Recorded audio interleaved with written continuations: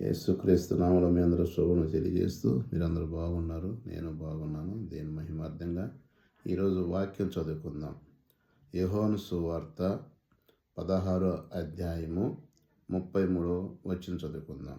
యోహాను సువార్త 16వ అధ్యాయము 33వ వచనం.